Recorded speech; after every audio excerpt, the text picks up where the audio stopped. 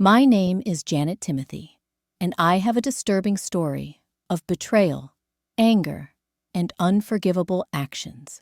It all started at the Maison Dorée restaurant. The first thing that hits you at Maison Dorée isn't the food, it's the light. Crystal chandeliers that catch every movement, turning ordinary gestures into something magical. That night, they cast golden halos around the real family gathering, illuminating their perfect smiles, designer outfits, and the empty chair where I was supposed to sit. I'd spent 3 hours getting ready. New dress, midnight blue, because Elizabeth once mentioned it was the family color. Hair styled professionally, not my usual home attempt. Even splurged on those uncomfortable heels that made my calves look good, but felt like walking on knives. All because the text from my stepfather David had said, "Family celebration dinner, Maison Dorée, 7 p.m.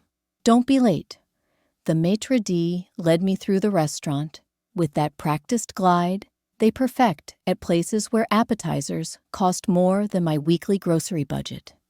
I could see them before they saw me. David raising a champagne flute, Cheryl laughing with her head tilted back, Richard gesturing wildly about something, Elizabeth nodding along.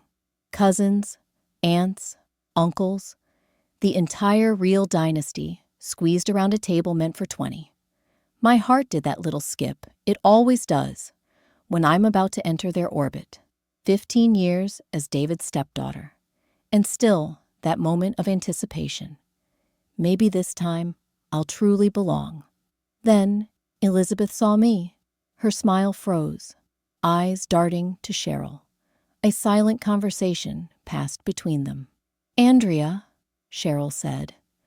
Her voice carrying that particular tone she reserved for service staff and me. "What are you doing here?" The table went quiet. 20 pairs of eyes turned to me.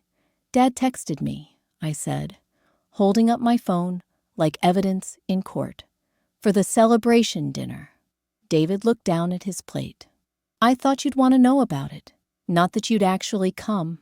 Richard snickered behind his napkin. "This table is for family," Cheryl said, each word precise as a surgeon's cut. "I'm sure you understand." "But I started. "There's a lovely bar area," Elizabeth interrupted, pointing vaguely behind me. "Perhaps you could wait there until we're finished. We might join you for a nightcap." We both knew they wouldn't. I backed away, face burning, legs wooden. The maitre d' pretended not to notice as I retreated to the bar, ordered a sparkling water I couldn't afford, and watched through glass partitions as they continued their celebration, laughing, toasting, sharing desserts. 2 hours later, they were gone. I hadn't seen them leave, too busy staring at my phone, pretending to be engrossed in something important. The restaurant had emptied except for a few lingering couples. That's when Gladys approached.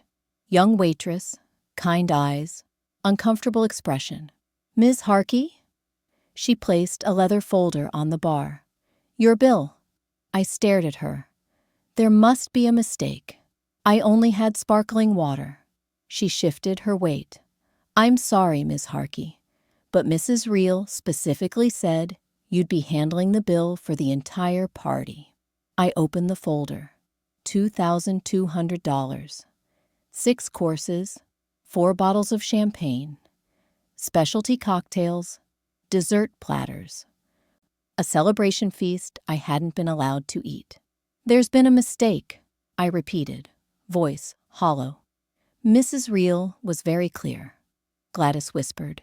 "She said, and I quote, 'Andrea will cover it. She always does.'" My credit card felt heavy as I handed it over, knowing it would be declined. It wasn't. Somehow that felt worse.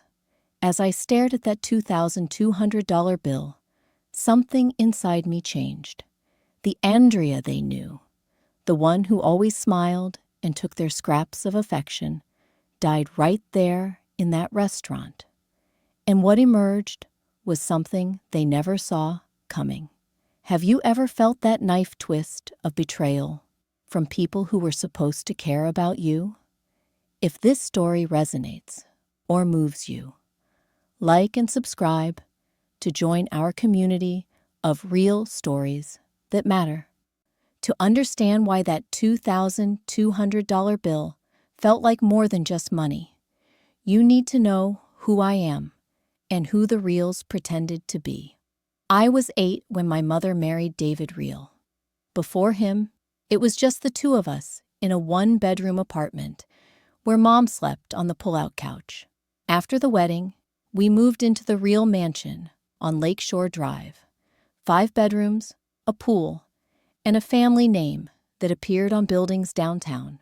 My first night there, I sat at the dinner table between Richard, 10, and Elizabeth, 9, wearing a new dress Mom had bought specially. "This is Andrea," David announced, his hand on my shoulder. "She's part of our family now." Elizabeth studied me like I was a math problem she couldn't solve. Richard kicked me under the table when no one was looking. That night set the pattern for the next 20 years. Mom tried her best, but she was dazzled by David, his money, his confidence, the world he'd brought us into. She didn't notice how Cheryl, David's mother, would introduce us at parties. "This is my son David, his wife Janet, and their children, Richard and Elizabeth. And this is Andrea." That tiny pause. That's where I lived. I learned quickly that the Reals valued certain things: appearances, achievements, and what they called the real spirit. A particular brand of charm and ambition that apparently couldn't be learned, only inherited. "Richard's going to take over the company someday," David would say proudly as my stepbrother failed upward through private schools. "He's got the real instinct for business." Meanwhile, I maintained a 4.0 GPA, joined every club that might impress them, and spent weekends helping at Real Enterprises, organizing files and making coffee runs. Not because anyone asked me to, but because I thought if I made myself useful enough, they might forget I wasn't really a Reel. "You're so responsible, Andrea," Cheryl would say, patting my hand. "Not like Richard and Elizabeth. They were born with the Reel spirit. You know how it is." I didn't, but I nodded anyway. When Mom died during my second year of college, I thought something might change. David hugged me at the funeral, the first time he'd done so since the wedding. "You'll always have a place with us," he said. I believed him. That was my mistake. I moved back to the family home after graduation, taking a job at Real Enterprises in accounting, not the executive track Richard was on. Despite his business degree earned through generous donations to his university, but it was a foot in the door. For years, I made myself indispensable. I organized Cheryl's charity galas, covered for Richard's financial discrepancies, helped Elizabeth through her messy divorce. I loaned Richard $3,000 when he was short on cash, gambling debts, I later learned. I never saw that money again. My phone became a record of my desperation to belong. "Andrea, happy to help with the charity auction next week. I can handle the catalog and check-in desk." Cheryl, "Fine. Wear the black dress, not the blue one." Andrea, "Just confirming I'm picking up Grandma Reel from the airport tomorrow." Elizabeth, "Andrea, do you need me to bring anything for Thanksgiving?" Cheryl, "We have it covered. Just be on time." I kept every message, a digital paper trail of one-sided effort.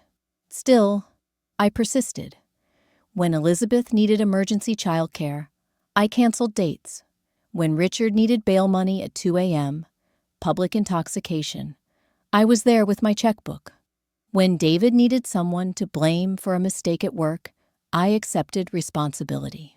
All for moments like the annual family photo, where I'd be included, but positioned at the edge, easily cropped out for the immediate family version that hung in the main hallway, or the occasional "good job, kiddo" from David that I collected like rare coins, or hearing Cheryl tell her friends, "Andrea's been such a help with the foundation," the closest thing to praise she could offer.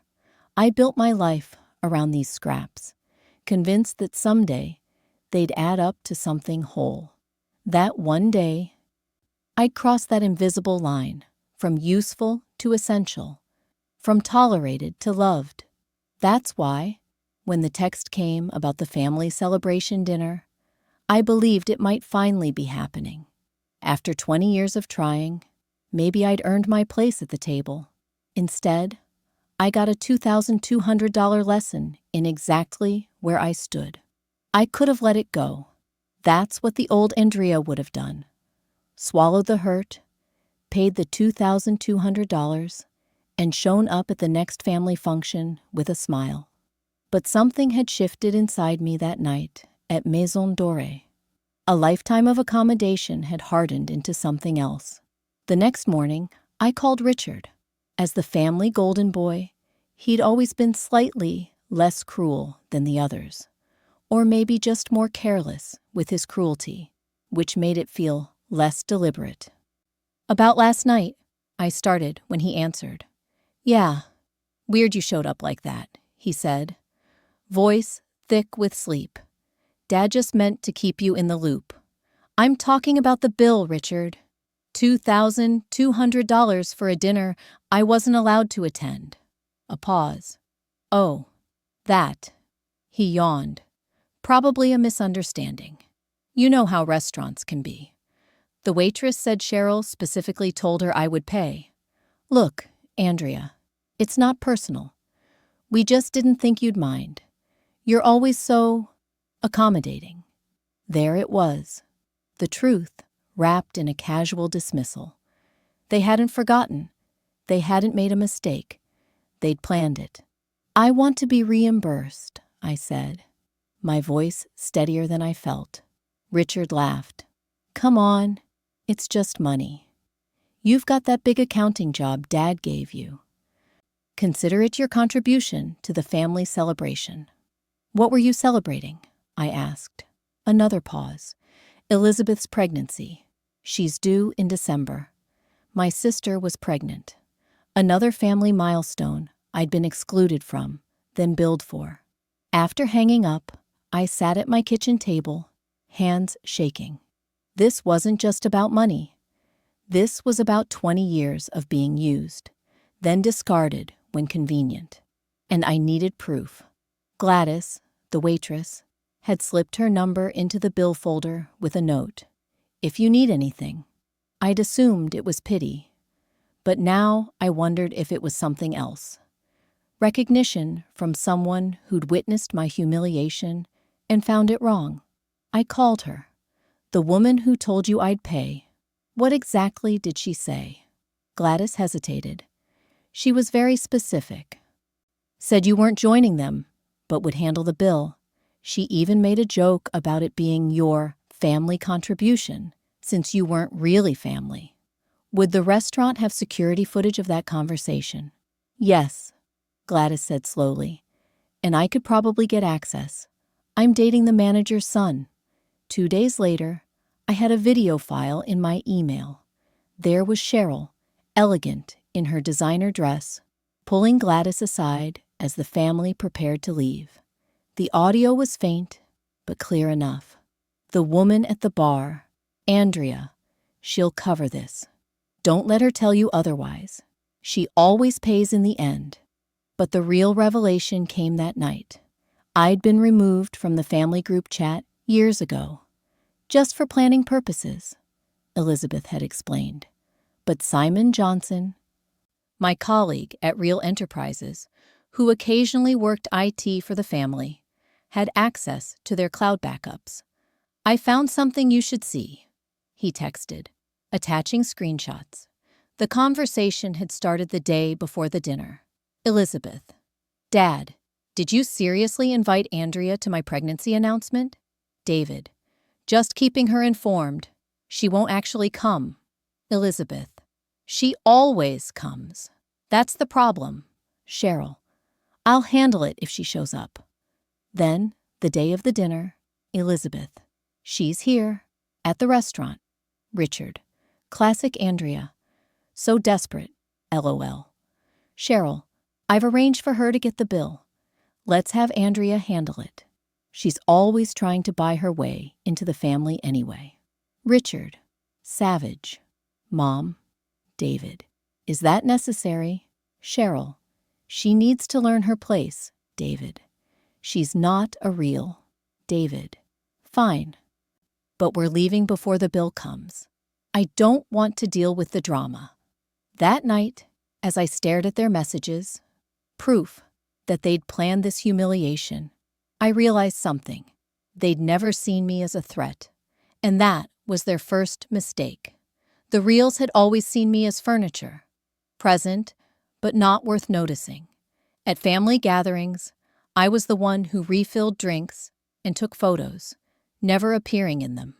At Real Enterprises, I was the quiet accountant who stayed late, fixing others' mistakes. Being invisible had its advantages. People speak freely when they think no one important is listening. They leave sensitive documents open on their desks when the person walking by is just Andrea. For years, I'd used this invisibility to be helpful. Now, I would use it differently. My office at Real Enterprises was small, but strategically located between the executive suite and the financial department. As senior accountant, I had access to most company records, but not all. The most sensitive information was kept on private servers, accessible only to the Real family and their most trusted associates. I wasn't among the trusted, but Simon Johnson was.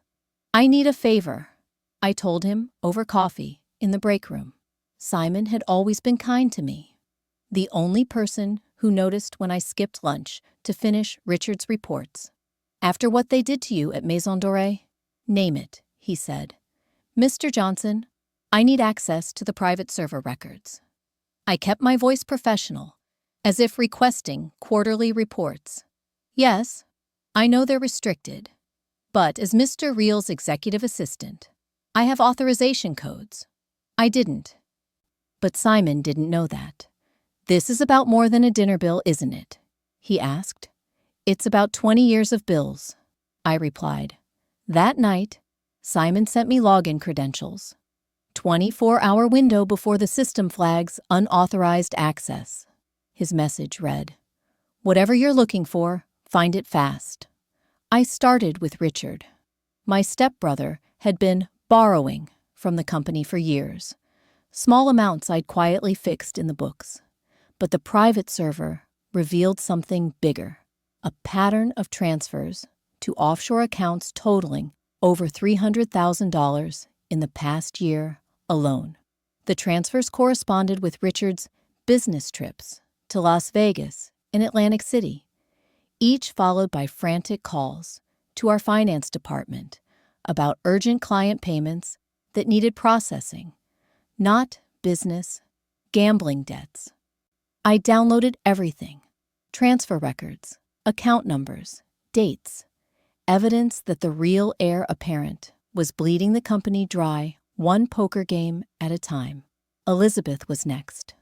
My stepsister's financial records were clean, too clean, but her email told a different story. Messages to William Tatman, her sister-in-law's husband, arranging meetings at hotels. Not just an affair. That would be too simple for Elizabeth. She was also blackmailing William for investment in her wellness brand startup that the family had refused to fund. $20,000 or Melissa sees these photos, she'd written. Consider it an investment in our future, in your marriage's survival. I saved everything. Then came the biggest surprise. David and Cheryl's tax records. For a family so obsessed with appearances, they'd been remarkably blatant about their tax evasion. Millions hidden through shell companies. Properties in the Caymans undeclared. charitable donations to their own foundation that somehow ended up funding their vacation homes. By morning, I had a digital archive of the real secrets, enough to trigger audits, divorces, and possibly criminal charges. As I closed the last file, a notification popped up on my screen. Someone else had logged into the server. David, checking from home. Had he been alerted to my access? I quickly logged out, heart pounding. My phone rang 10 minutes later. David. Andrea, he said, voice unusually warm. I've been thinking about that dinner situation. Not how we should have handled it. How about lunch today? Just you and me. He knew something, but he didn't know what I knew. I'd love that, I lied. Noon at Westlake Bistro? Perfect. And Andrea, I'm sorry about the bill. Family shouldn't treat family that way. Family. Now he remembered, I was family. What would you do if you discovered the people who humiliated you had secrets that could destroy them? Would you use that information or walk away? I had enough evidence to burn their perfect world to the ground. But revenge, served cold, requires patience. And I was about to show them just how patient I could be. Lunch with David was exactly what I expected. A performance. He ordered expensive wine, asked about my career goals, and acted as if the Maison Dorée incident had been a simple misunderstanding. Cheryl gets carried away with her little jokes, he said, cutting into his steak. You know how she is. I nodded, playing the role of grateful stepdaughter, while mentally cataloging every condescending smile, every patronizing pat on my hand. This man had watched his wife and children humiliate me for 20 years and done nothing. I've been thinking, he continued, maybe it's time you took on more responsibility at the company. Richard could use someone detail-oriented to support his division. Translation. Richard was making mistakes that needed fixing. That's generous, I said. I'd need to think about it. David looked surprised. Andrea never needed to think about family requests. But he recovered quickly. Of course. We're just happy you're part of the team. Part of the team, not part of the family. As he paid the bill, making a show of his generosity, I realized something important. David wasn't apologizing because he felt remorse. He was damage controlling because he sensed danger. He just didn't know from which direction it would come. That afternoon, I texted Gladys. Coffee tomorrow? We met at a small cafe, far from Maison Dorée. Gladys looked different out of her waitress uniform, younger, less formal, but with the same perceptive eyes. I've been waiting for your call, she said. After I sent that security footage, I figured you were planning something. What makes you think that? She smiled. The look on your face when you paid that bill. I've seen it before. When people reach their breaking point. I studied her. Why help me? You don't know me. I know enough. I've served the reals for 3 years. Watched how they treat people they consider beneath them. She leaned forward. So, what's the plan? I told her about the evidence I'd gathered. Watching her eyes widen. You could destroy them, she whispered. I don't want to destroy them, Gladys. I just want them to feel what I felt. Exposed and powerless, if only for a moment. Together, we crafted a strategy centered around the Real Family Foundation's annual charity gala, the crown jewel of Cheryl's social calendar. 500 guests, media coverage, and the city's elite all gathered to witness the Real's generosity while writing tax-deductible checks. The perfect stage, Gladys murmured. First, we created an anonymous email account, Integrity, watchdogencrypted.com. From this account, I drafted messages to key business partners about Richard's embezzlement, not sending them yet, just preparing. Next, I compiled a dossier on Elizabeth's blackmail scheme, including screenshots of her threats to William Tapman. This would go to William's wife, Melissa. Time to arrive during the gala. For David and Cheryl's tax evasion, I prepared documents for a financial journalist who'd be covering the event. Just enough evidence to spark an investigation without revealing my role. The final touch: Gladys would work the gala, positioned to observe, but not interfere. "What if they trace it back to you?" she asked. I showed her the digital trail I'd created, evidence accessed through Simon's credentials, messages sent through encrypted services, documents printed on public computers. "They'll suspect me," I said, "but they won't be able to prove anything. And suspicion without proof? That's been my entire life with them." We set up deadlines, backup plans, contingencies, every detail considered, every scenario anticipated. The reels had taught me thoroughness. If nothing else, the night before the gala, I received a text from Cheryl. "Wear something appropriate tomorrow. You're representing the family." I smiled at my phone. Yes, I would represent the family in ways Cheryl couldn't imagine. The Real Family Foundation annual charity gala transformed the Grand Meridian Hotel into a glittering showcase of wealth and performative generosity. Ice sculptures, champagne fountains, and centerpieces of rare orchids, all tax-deductible, of course. I arrived early, dressed in a black gown that had cost 3 months' savings, not to impress the reels, but to blend in. Tonight, I needed to be unremarkable yet appropriate, present but not memorable. "Andrea, there you are." Cheryl air-kissed near my cheek. "You're handling the donation table. Elizabeth needs to circulate."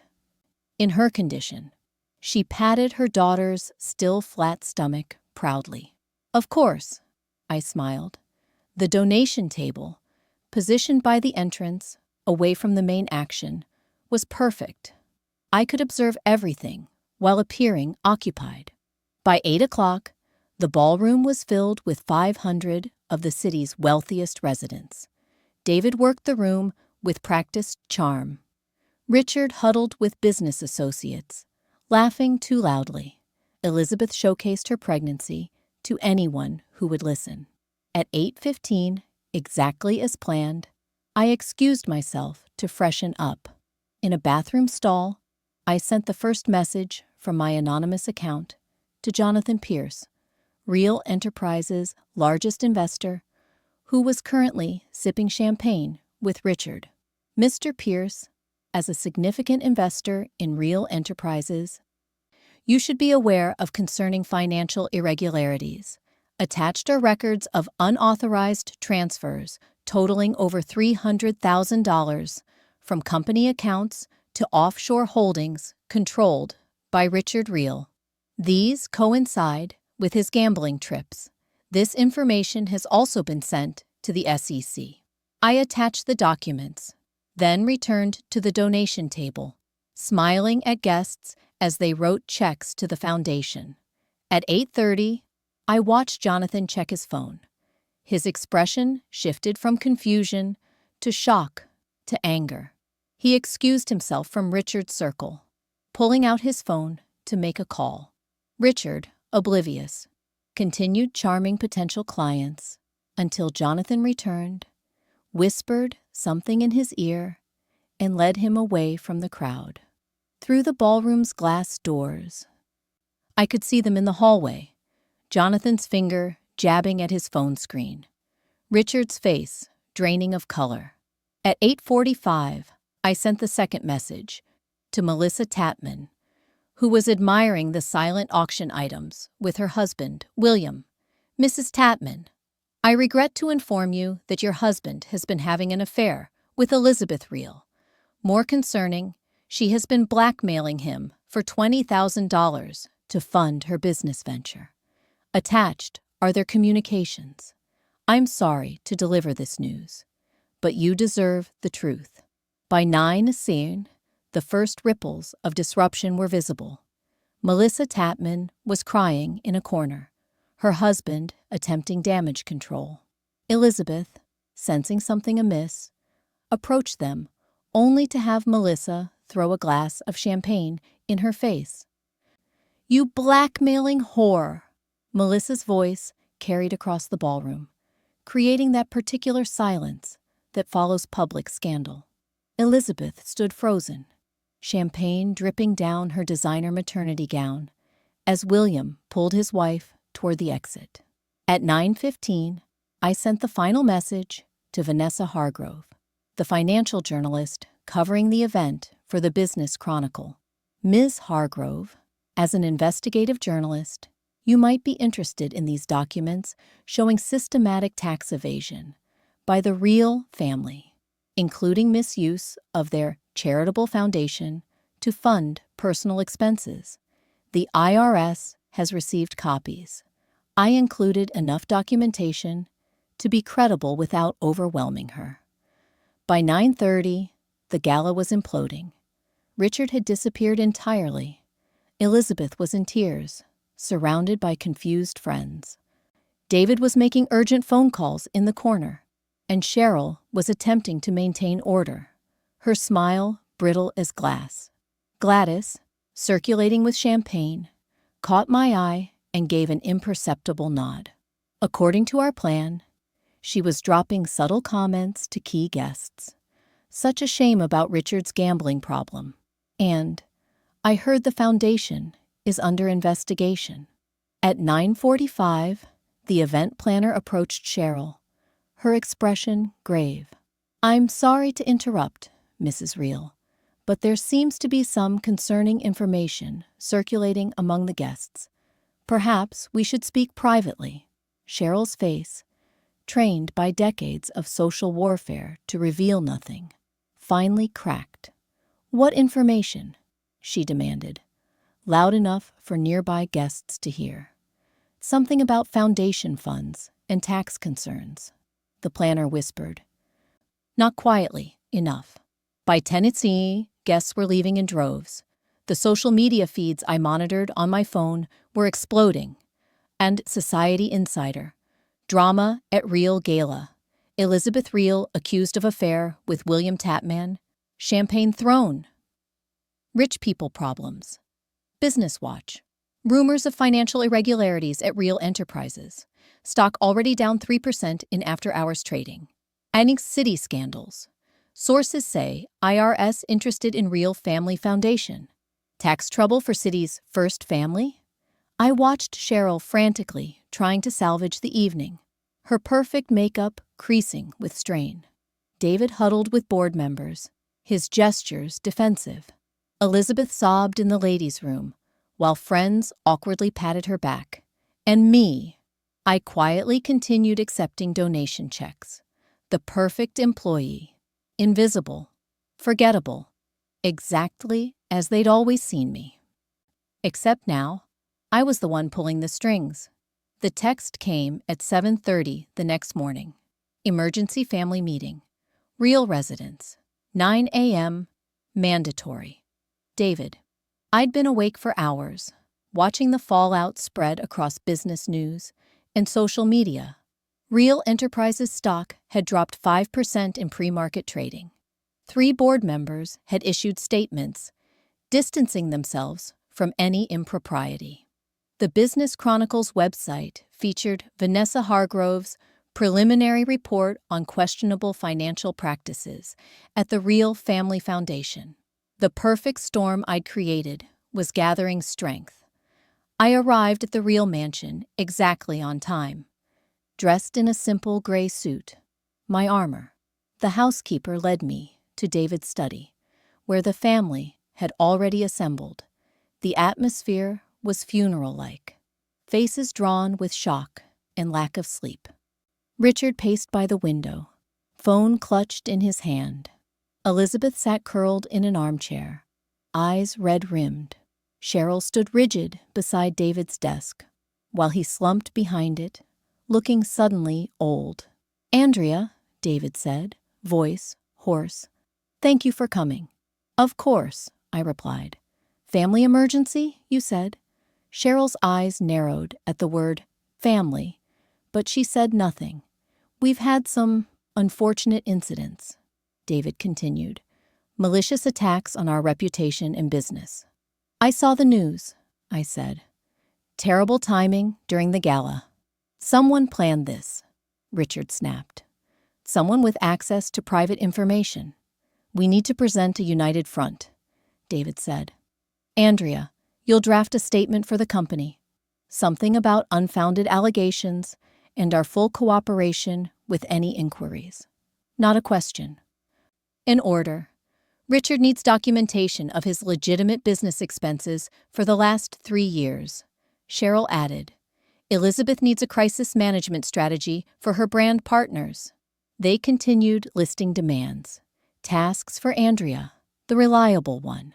The fixer. Not once did anyone ask if I was willing to help or acknowledge that I wasn't actually responsible for cleaning up their messes. I let them talk until they ran out of instructions. Then I placed my phone on the desk, opened the voice recorder app, and pressed record. Before we continue, I said quietly, I'd like to discuss Maison Dorée. The room went still. That's hardly relevant right now. Cheryl dismissed. I think it is. I kept my voice calm. You see, I know what happened that night wasn't a misunderstanding. I know you deliberately excluded me. Then left me with a $2,200 bill. Andrea, now isn't the time, David began. I have the group chat screenshots, I continued. Where you planned it. Where Elizabeth said I was always trying to buy my way into the family. Where Cheryl said I needed to learn my place. Their faces changed. Shock, then calculation. You've been spying on us? Elizabeth's voice rose. No, just finally paying attention. I turned to Richard. Like I've been paying attention to your embezzlement. $300,000 to cover gambling debts? The board is very interested in that information. Richard went pale. You sent those emails. I didn't confirm or deny. Just shifted my gaze to Elizabeth. And William Tatman. Blackmail is a serious crime, Elizabeth. $20,000 to keep quiet about an affair? Melissa was devastated. You bitch, Elizabeth whispered. And the foundation, I continued, looking at Cheryl and David. Using charitable donations to renovate your Cayman Islands property? The IRS has questions. Silence filled the room, heavy with realization. What do you want? David finally asked. I smiled. You needed me all along. Not as family, you made that clear, but as the responsible one, the fixer. Now you need me more than ever. The question is, what am I worth to you now? Money? Cheryl scoffed. After all we've given you? Given me, I laughed. Let's start with the $2,200 from Maison Dorée. I want that back, with 20 years of interest. This is blackmail, Richard said. No, it's negotiation. Something you taught me, David. Always negotiate from a position of strength. Isn't that what you always say? David stared at me, seeing me, truly seeing me, perhaps for the first time. What else do you want? Acknowledgement?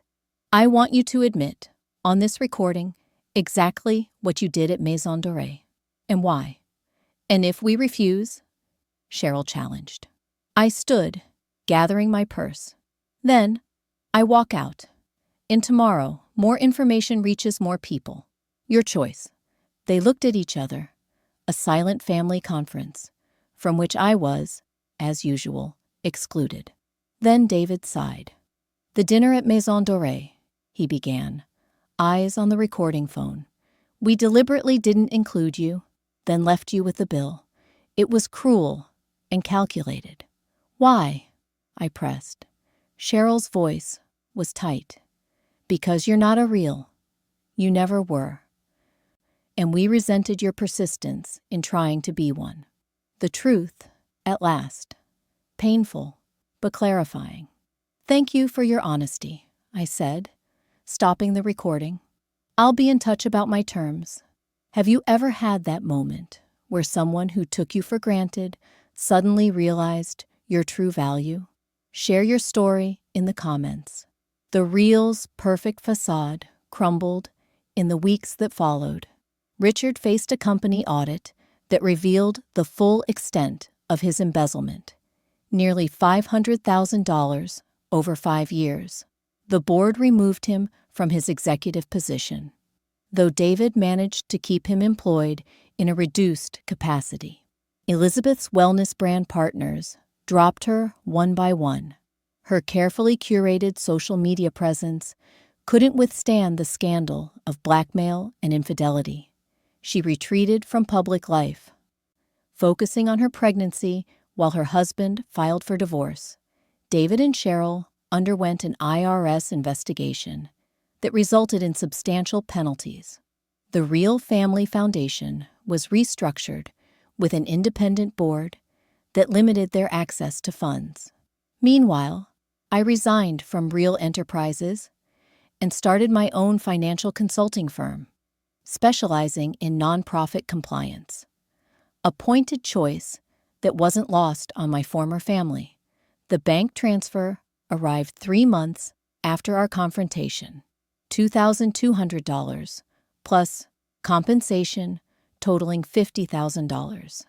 The memo line read simply, "Settlement."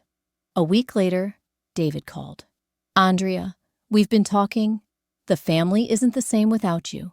We made a terrible mistake." I let the silence stretch before responding. "Yes, you did. Can we meet? Try to rebuild?" I thought about the years I'd spent chasing their approval, the emptiness of being adjacent to belonging without ever achieving it. "I'm not available," I said. "I have dinner with people who actually value me." I hung up and joined Gladys and Simon at my dining table. My chosen family gathered around a meal where everyone was welcome.